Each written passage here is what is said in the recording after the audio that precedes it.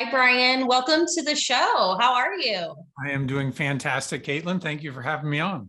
Oh, absolutely. It's my pleasure. I'm so honored to have you as a guest. I know that you're so well known in insurance circles, Brian, in the industry. You've done so much to help agents be the best that they can. And we just can't wait to learn more about your expertise today. So thanks for coming on.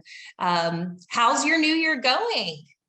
The new year is off to a great start. And as you and I chatted a little bit, our daughter, our only child, is getting married in June. So this is going to be a big, big year for us. So it's a milestone year. Absolutely. That's amazing. I hope that there's just so many fun festivities leading up to the wedding and cool things afterwards. That's just really, really exciting for your family.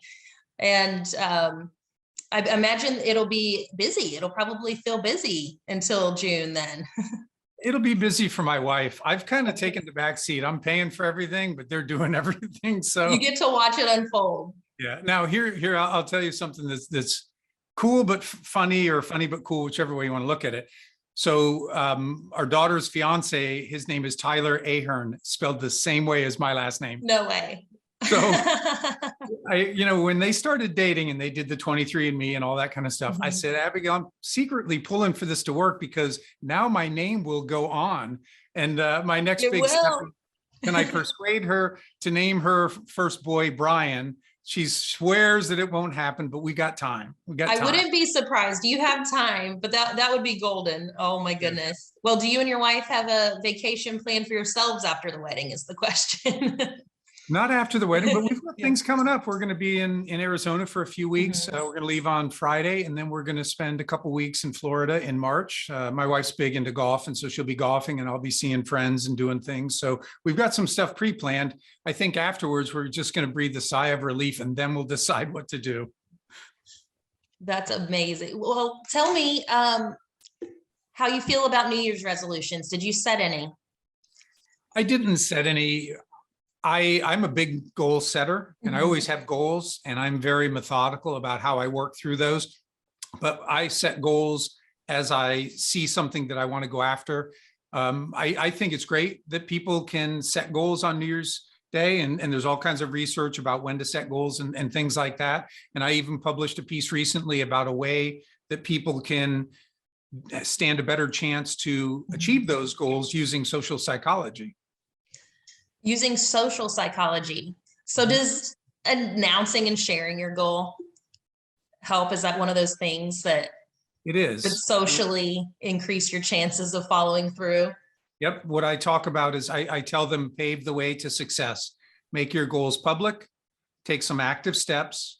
Whatever your goal is, it has to be voluntary. It has to be yours. It can't be thrust upon you.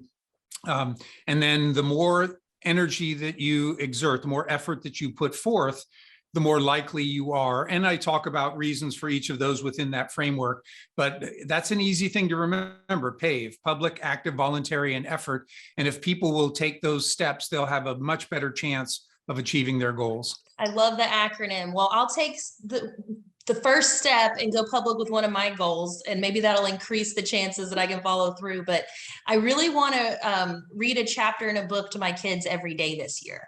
And they're ages 6 and 7.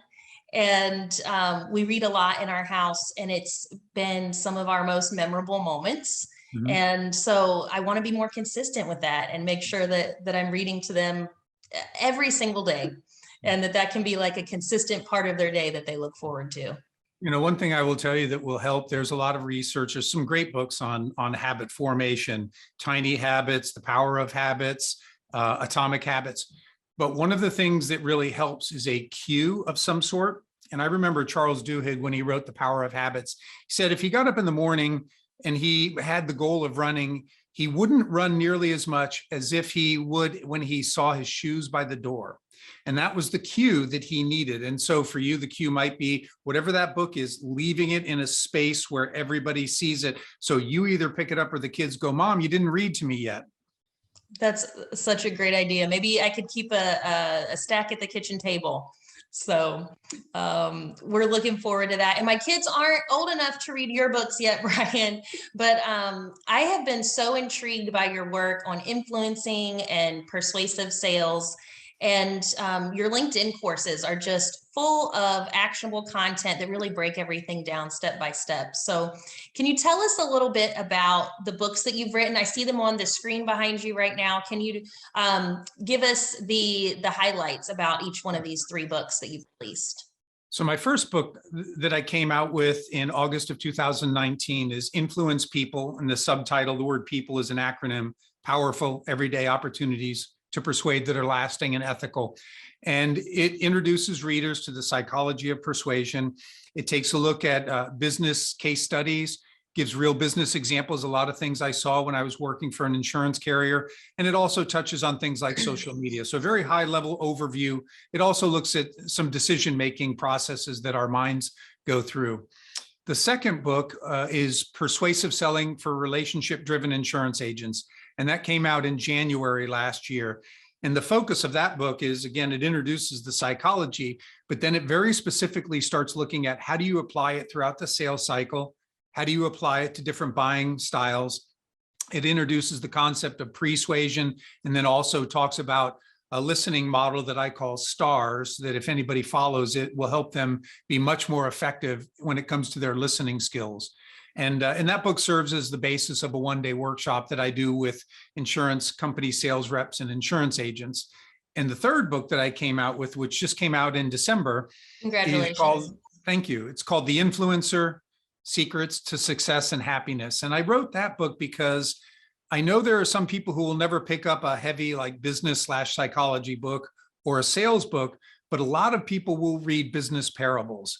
And so this book teaches all of the influence that I talk about, but through a story format, as it follows the life of a young man named John Andrews, from his birth, and he go to college with him. And then as he gets a job as a medical supply sales rep, he meets somebody. And so you see through the entirety of his career, how he's learning about influence, putting it into practice and reaping the rewards of that.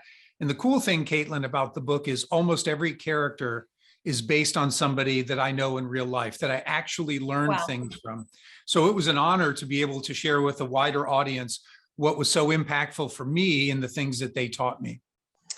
That is so neat. And I love how each of the books builds upon these concepts in different ways, everything from the very practical steps that you get in persuasive selling to that storytelling narrative that we will find in your newest book. So I'm looking forward to checking that one out. And Brian, you've been active in the sales industry for quite some time. So when did you realize that your passion was persuasion and influence and helping people to grow in those areas?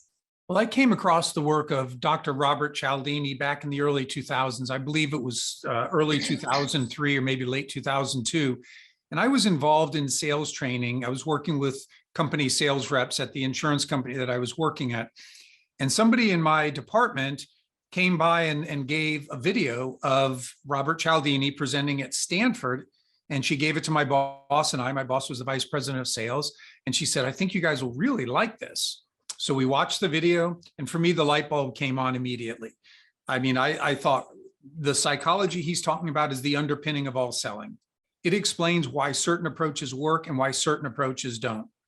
The second thing that was really attractive to me was everything he talked about was research-based. This wasn't somebody's good advice or best opinion or anything like that. It was backed by empirical data. And the third thing, Katlyn, that really appealed to me was his stance on ethics. He was very clear about non-manipulative ways to move people to action. And so it just really, it resonated so much that I started utilizing the video around the company. I'd show it, we would talk about the concepts. And what was really cool was at some point I had signed up for Stanford's marketing, and one day one of their flyers comes across my desk and there's Robert Cialdini's picture. And in bold letters, it says bestseller. And right underneath it in bold letters, it said, call it influence, persuasion, or even manipulation. And I thought, Red flag. I can't believe they used that word. What copywriter would think that advertising manipulation would be good for selling? So I emailed Stanford and I basically said, I don't know anybody who wants to be manipulated, and I don't know anybody who's looking to become a good manipulator. He's very clear about non-manipulative ways to sell or to move people to action. That word is not helping your sales, but I guarantee it's hurting. And I never heard from Stanford, but sometime later, my phone rang and it was someone from Robert Cialdini's office calling to thank me on his behalf. And they said, your email to Stanford caused them to change the marketing of all of our materials.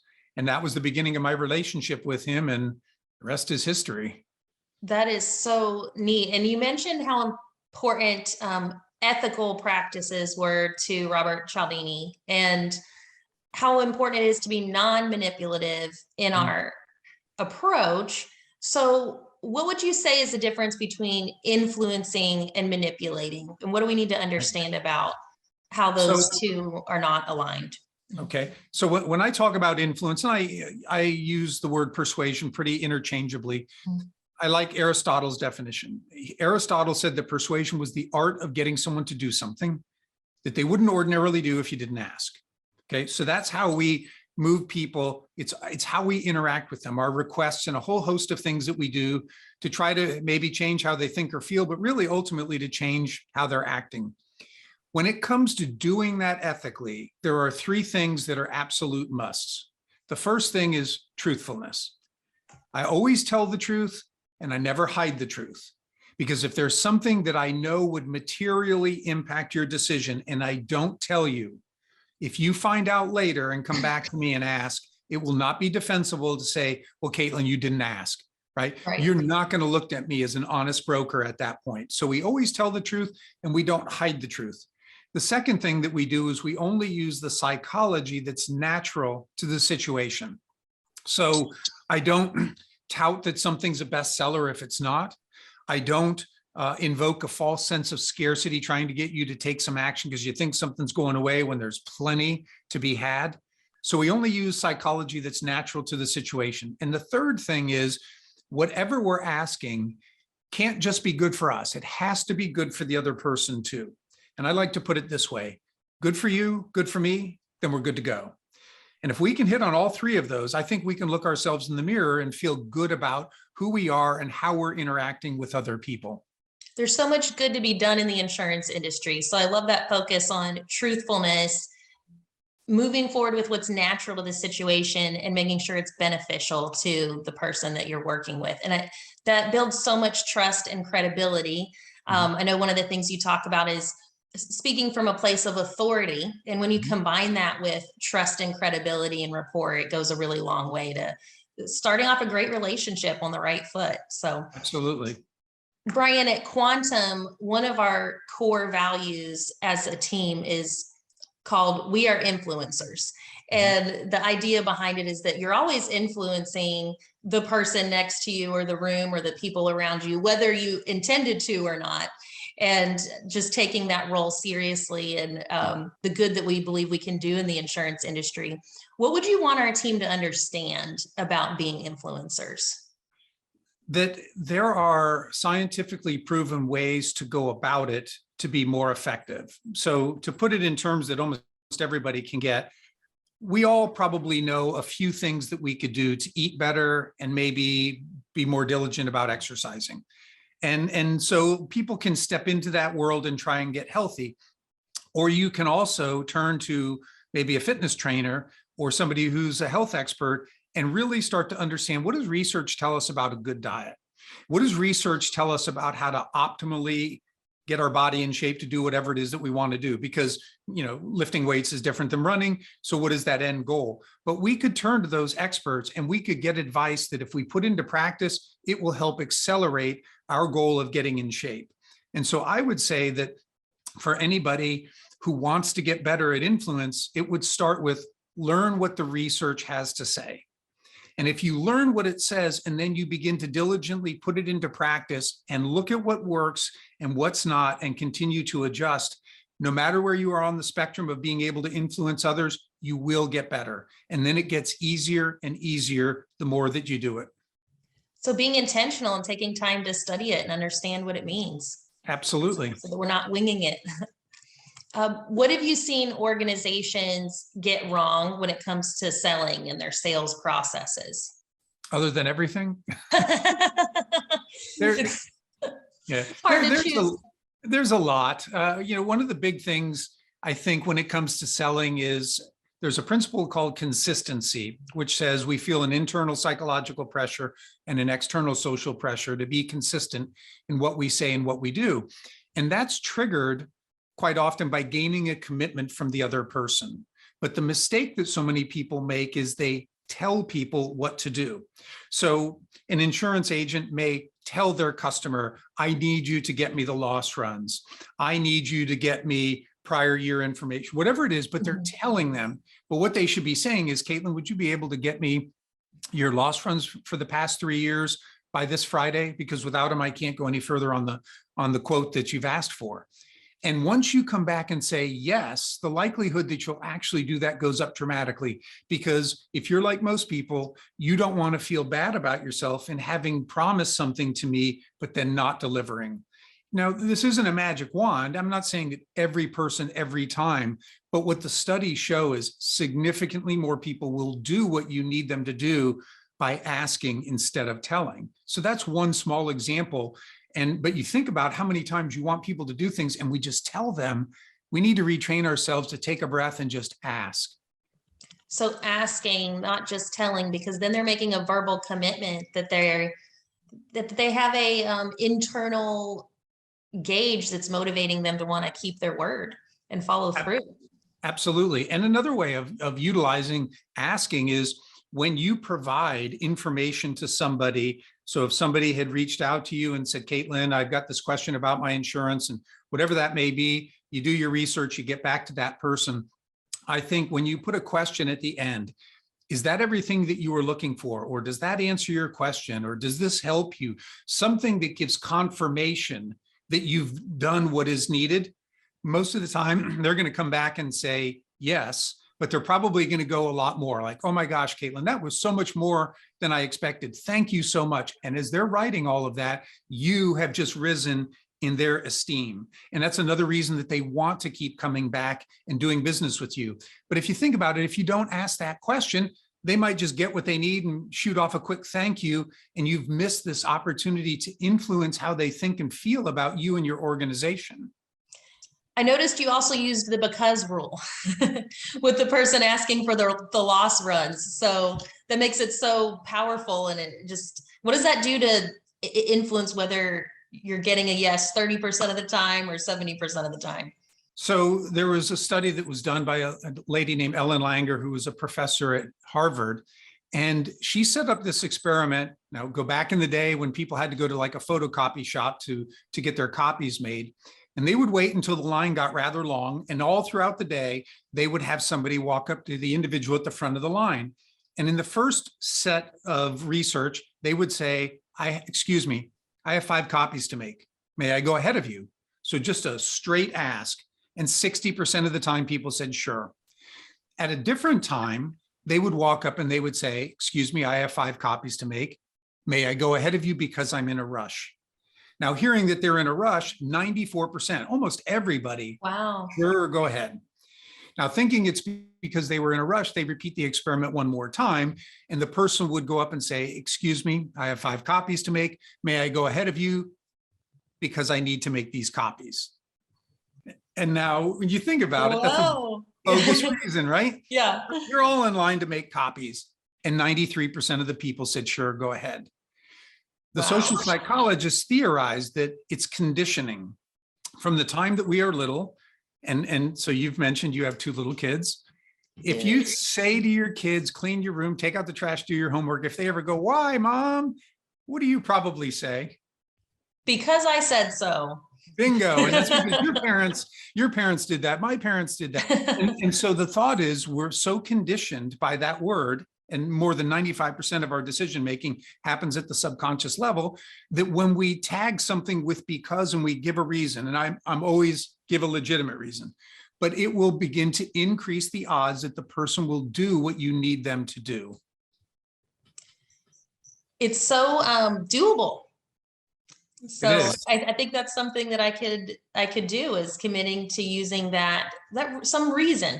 And in your example, it didn't have to be, can I print my copies ahead of yours because someone's dying of cancer. It was just because it would really be a big help. Yeah.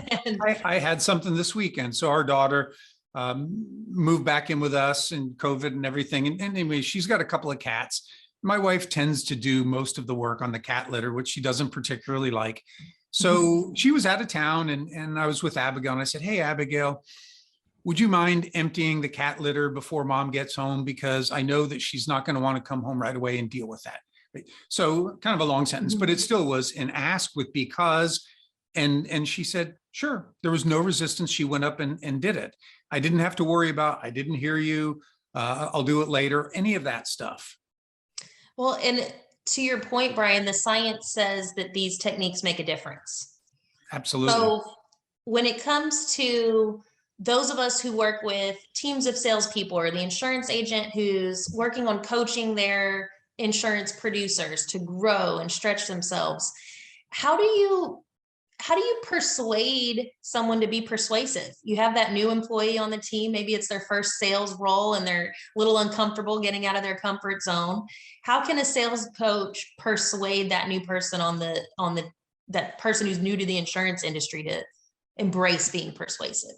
So I love the question because so often people will learn something like this, maybe a manager, and they leap right in and they say, here's what we need to do. We need to implement all these things, forgetting that they have to persuade their salespeople to change their behaviors and adopt these, because everybody does what they do for their own reasons. And they probably generally think that their reasons are good. Now, they might agree that occasionally it's not the best approach, but given their constraints, it's the right approach. So you need to start with your team and influencing them. When it comes to coaching, you can look at coaching at a high level as building relationship, helping people to get beyond some uncertainty, and then moving them to action. And so I think in the coaching process, the stronger the relationship that you build early on, people know, like, and trust you. And then you can move into establishing a little bit of your authority, that you've got years of experience. You've been doing some research. Here are some things that people can do. So you give them a very solid reason to begin changing.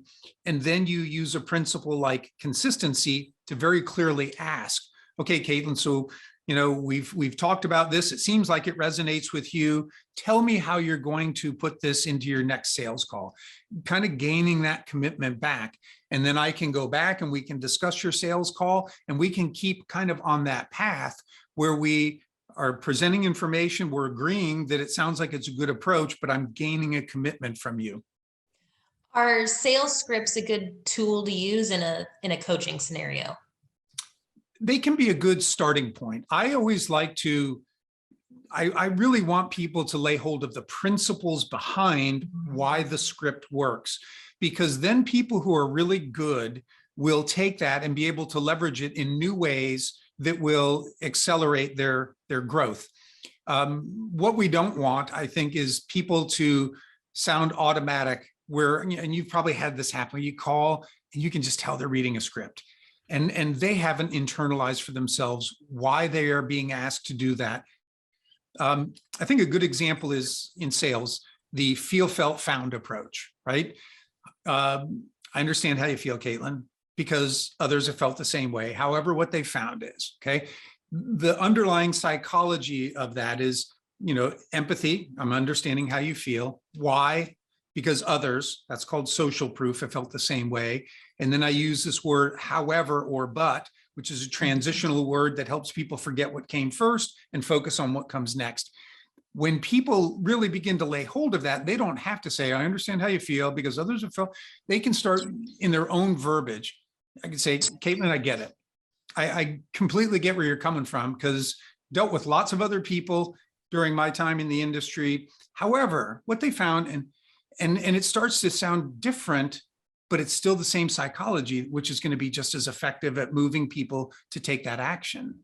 And once they see those results, it builds that confidence that they need to be effective in those situations. Yeah. And I think that when you begin to understand the why behind things, it opens you up, because if you find yourself in a situation where your one technique that you've learned isn't working, you could feel dead in the water, like completely lost. But if you understand how people think and behave, you can step back, take a breath, look for your other opportunities, and maybe move in a different direction because you're confident that you can tap into the right psychology. Mm-hmm. So it sounds like sales coaches or insurance agents that are motivating their office of producers really need to be spending time on the why behind the methods and the principles that they're working on their team with, to get that buy-in and that verbal commitment that they'll try it out. And that's half the battle in working to persuade them to become more persuasive. They may feel hesitant, like I don't want to be pushy, or oh, that doesn't sound like me. Right.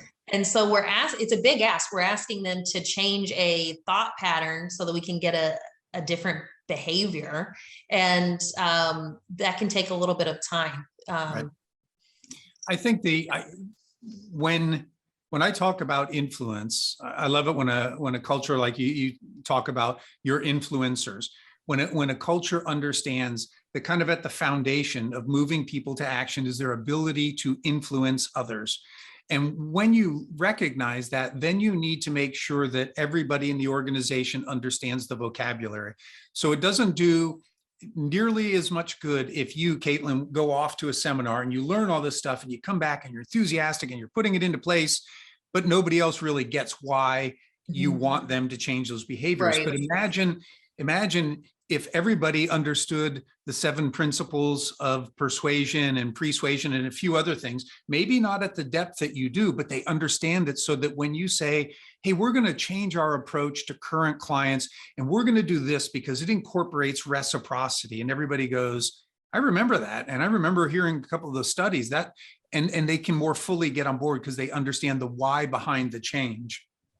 So you mentioned these key principles to persuasion. And one of the ones that stood out to me was comparing and contrasting, Brian, because it struck me as one that could be so effective in the insurance conversation. So do you have any examples or advice you could give us about how to make sure we're not neglecting this tool of comparing and contrasting when we're working with a client on selecting a different insurance product? Okay. So when we talk about the principles, there are 7 principles of persuasion, and then contrast stands on its own. So we don't really call it one of the principles because, unlike the principles, contrast is always available. You may not have an opportunity to engage reciprocity, scarcity, or something else, right, but human beings naturally make comparisons, right? If somebody says, oh, he's tall, well, that's a relative term, right?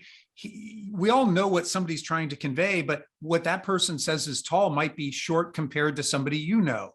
If someone says, wow, that car was expensive, you might think it's not nearly as much as I paid for my car, right? To you, it's not. So they're comparative terms, but humans are always doing that. And I think it's critical when salespeople that they are the ones who begin to make the comparison. Otherwise, you're leaving it up to what that other person thinks is expensive, tall, or whatever. And so an example could be if you're looking at potentially moving a client to a new carrier because maybe their premium rose more than is acceptable for them. So you put that out to bid. A mistake that a lot of agents would make is throwing out some of the high numbers because, oh, they'll never go for that. And it's true, they won't go for that. But those higher numbers make whatever you ultimately present look much more palatable by comparison. So if a carrier comes in at 50 or 55,000 and another one's at like 48,000, and then you've got one that's 39, make sure you mention those because 39 then looks much better by comparison. And you are making the comparison for them, not leaving it up to them. Does that make sense? Absolutely. And it sounds like there's always an opportunity to contrast. And so as the salesperson, you want to take the lead in what kind of features you want to highlight or differences that you want to bring under the spotlight so that you're not leaving it up to interpretation.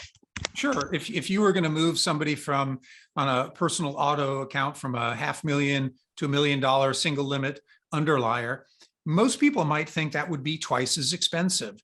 Don't lose that opportunity. So again, I could say, Katlyn, it's our recommendation that we move from $500,000 to $1 million on your liability for your auto.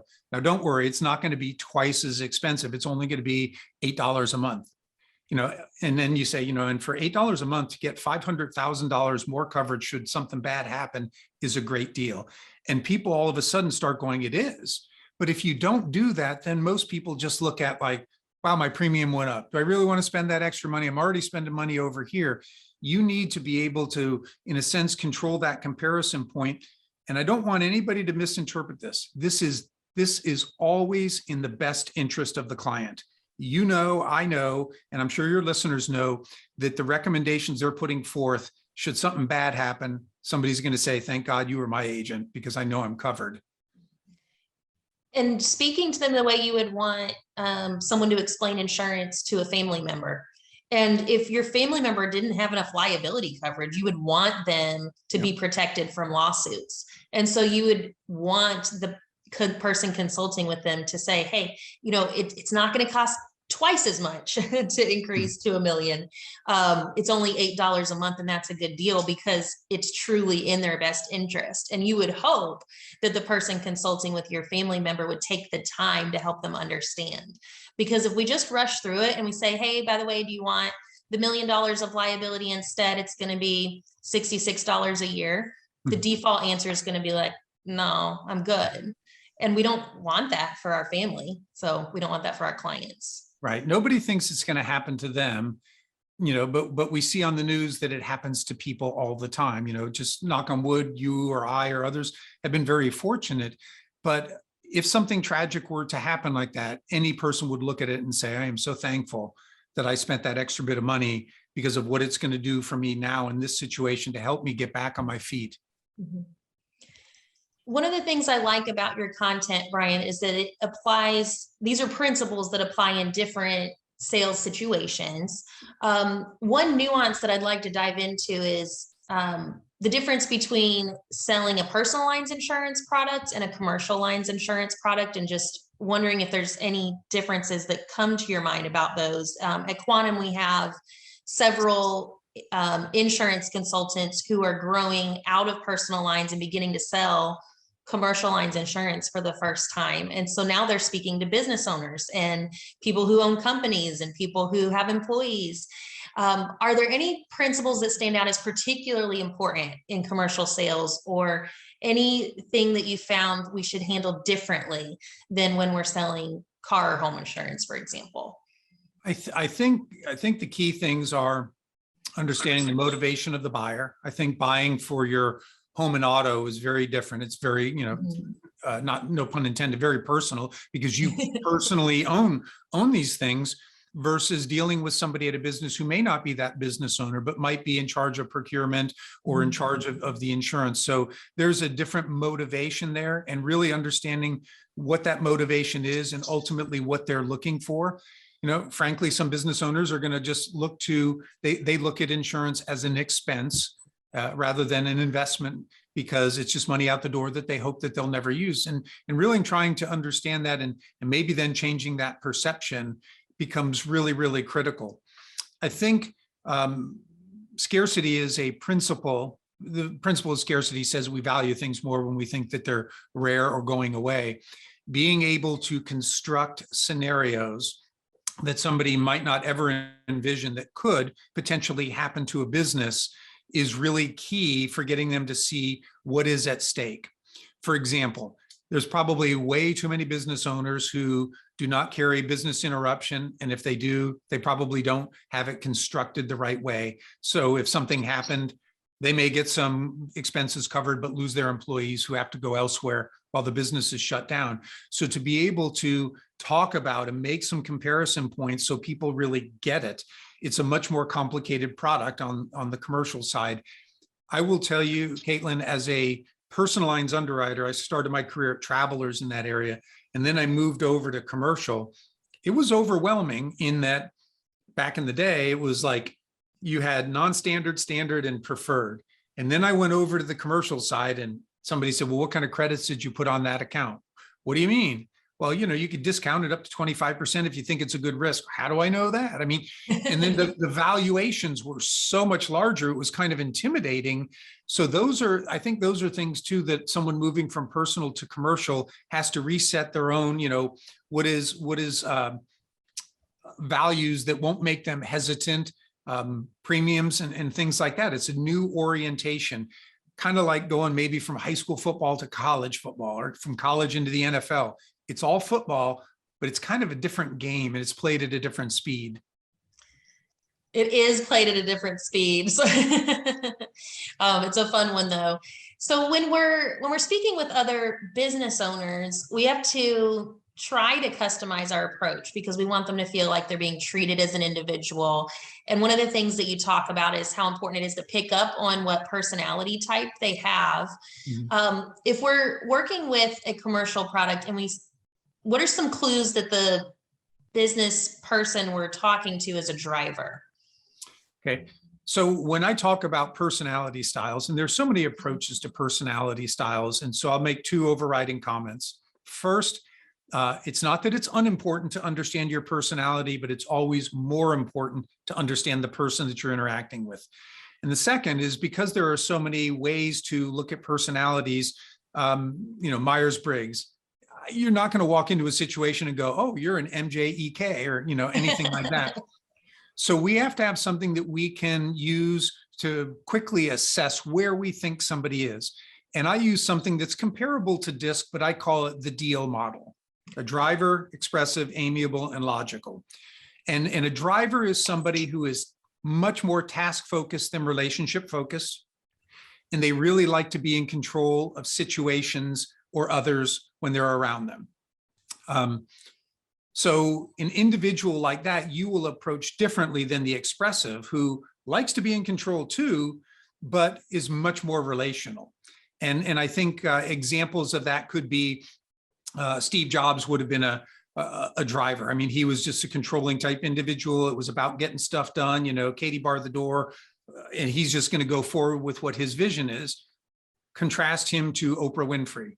Oprah Winfrey is an expressive, in complete control of her media empire, but she wants to know you, Katlyn, and she wants to hear your story. And if she likes you, she's going to help you. So you approach Steve Jobs very differently than you approach her. An example of an amiable, who is a relationship-oriented person who is much more focused on self-control and not controlling others. The typical one that comes up is like a Mother Teresa, right? Never sought fame, fame found her, but she was not about controlling situations and she was all about people. And then the final is a logical individual, and that would be like an Albert Einstein. Very task-focused, but not out to control others, much more internal locus of control. And so what I look at in the book is there are different principles of persuasion that are more effective at dealing with each of these personalities. And when you assess that, if I walk in and I know I'm dealing with a driver, I'm not going to buddy up to them. I'm not going to try to befriend them. I'm going to be quick and to the point to talk about like what they might lose by not going with what I talk about. An example, and I don't say this to be controversial at all, but Donald Trump, prior to being president, was the one that everybody said was the driver. You wouldn't go into him and say, I got $1 million deal. But if you went in and said, hey, I think we're losing $1 million a year, it's just reframing that, you'd catch his attention. And people in that position too, they also respond to the principle of consistency, what they've said and done in the past. So those are some principles that you're very effectively going to use, but you may not have the same approach with somebody like an Albert Einstein. It's so wise. And I've found that when someone starts out selling, their launching pad tends to be their personality type. So right. If you're that logical person, you might feel like you have to line out every dollar amount line by line and give your client several reasons. And they might be an expressive that's looking for a totally different experience. And if you're that amiable person that it's placing this super high value on relationships, you might go into this sales call feeling a deep need to build rapport and talk about the person's family experiences in their life, because you feel like if you don't do that, that right. You're being pushy or all about the product, or that you don't care about the person. So I think studying these personality types really frees you up to be curious about how the people around you think, and just knowing that they might perceive those things totally differently than right. you do. And that could give some of our salespeople in the audience a little more confident to be okay trying some of these methods that maybe it does feel out of your comfort zone, but to the person you're talking to, you're speaking their language. Absolutely. You have to become a little bit of a chameleon. And I don't want anybody to think that that means that you're becoming fake or something you're not. That's not what I'm talking about. You can still be totally you, but you are understanding what psychology would be best to interact with that person. And so you're just talking about your products and services differently and spending your time differently with that person as opposed to somebody else. So you can be very consistent still with who you are. People do ask a lot like, well, is there one personality style that's best to be a salesperson? And I routinely tell them no, if you understand what your strengths are. So for example, Katlyn, I'm a very analytical person. I fall on the logical side. What I have learned over time is how to leverage my strengths. As an example, I've got a great follow-up system. I worked hard to implement that. Now that it works, things do not fall through the cracks. I am able to respond back to people when I said, because I know every single client and potential client has at least one or more tasks set up. So I leverage that strength that allows me to get the opportunities. That's my strength. If you are expressive, figure out what your strengths are and play to those and do what you can to minimize the weaknesses. And I think anybody can sell because that lets you be authentically you. That's really interesting that you think everyone can sell because of how much opportunity there is in the insurance industry right now. And we find so much joy in our education team at Quantum, finding people who are new to the industry, plugging them in, and then helping them become successful. Just the other day, I had to drop my car off at the dealership, and I had an Uber driver pick me up and take me to the office. And this guy was totally and amiable, super friendly, super chill. And it turns out that he's in health insurance customer service. Mm-hmm. So we started talking about insurance. We started talking about career opportunities, our commercial sales position, and I connected him with our recruiting team. This person is amiable, which means he doesn't see himself as a natural salesperson, but he wants a better opportunity. He wants something where he gets to decide his paycheck and he gets to have more control over that. And so what I love about these principles is that even if someone is new to sales or doesn't consider themselves persuasive, they can study the science and follow where it leads and learn some of these best practices that can help them embrace a career that they're interested in and that they find compelling, where they can help people. And sometimes people just need to be able to see the light. It never really hit me before, but as you talked about that, I thought almost anybody who's driving for Uber wants some control over their life. I've talked to a lot of Uber drivers who say they do it for the flexibility. And then I've talked with a lot who do it because they say that if they do it well, they can earn a lot of money on their schedule. Well, that does align really good with a base level motivation for sales. And so if they can then go wow, I never really saw that. And we can teach them the basics of selling and then help them along the way with that motivation of wanting to control their schedules and their income, they could be wildly successful. They could. And that's what I love about the work you're doing in your field, Brian, and what motivates myself and our education team at Quantum is to help people find those opportunities and that wild success that could be a part of their future. Can you leave us with any advice that you have for that person who is new to a sales career and they want to understand influence and persuasion and get it right? What advice do you have for us? I would say everything starts, well, first of all, I'll go a step back and say, I think you would concur with this, that insurance is still a relationship business, and we can continue to make it that by how we interact with the public. So I would say that somebody starting in a sales role, focusing on the principle of liking, which says that it's easier for people to say yes to you if they know you and they like you, but don't spend your time trying to get people to like you. It's not about me, Katlyn, getting you to like me. It's about me doing everything I can to get to know and like you. And that when you see that, you start naturally opening up. Because when you say to yourself, like, wow, Brian seems like he really likes me and cares for me, then you receive whatever I'm putting on the table differently. But also my motivation for what I put on the table for your insurance needs is beginning to change, because I do like you and I care about you. So I'm working harder on your behalf.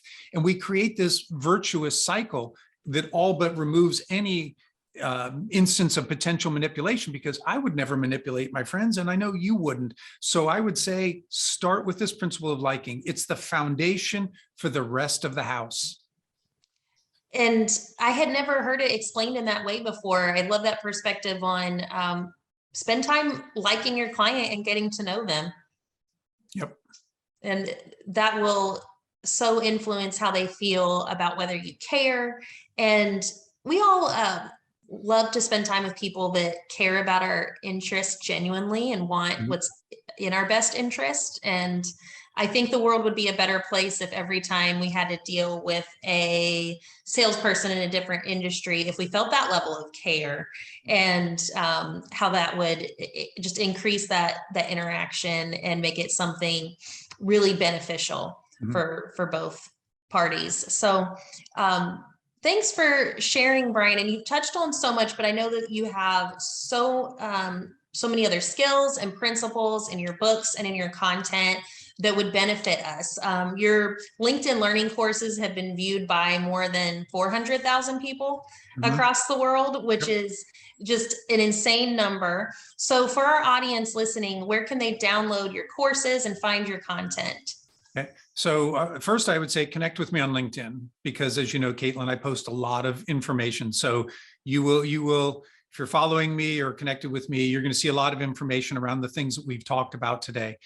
The next area I would say is if you go out to my website, which is influencepeople.biz, from there are links to the books. There are intros to the LinkedIn learning courses, videos. I've been blogging weekly for, I think, 14 years now. So just a tremendous amount of free content, as well as access to some of the paid content too. So those would be the two places. Love it. Well, I know that many of our agents already know who you are. I've listened to your interviews on other podcasts, but thank you for bringing this extra value today. And agents, make sure that you check out Brian's books and courses if you haven't already, because the ones that I dove into were so eye-opening and definitely a tool that we want to keep using in the future. So Brian, thank you so much for joining us. We wish you and your family a super happy new year. You have so many exciting things on the horizon, and we need to see how those unfold. Agents, remember, straight from Brian, we're working on persuasiveness, but always being truthful, staying true to what's natural to the situation, and finding what's beneficial and good for you and for the other person that you're working with. And I know that this will just help us have that deep level of impact in our communities that we're also focused on bringing into the new year. Thanks, everyone.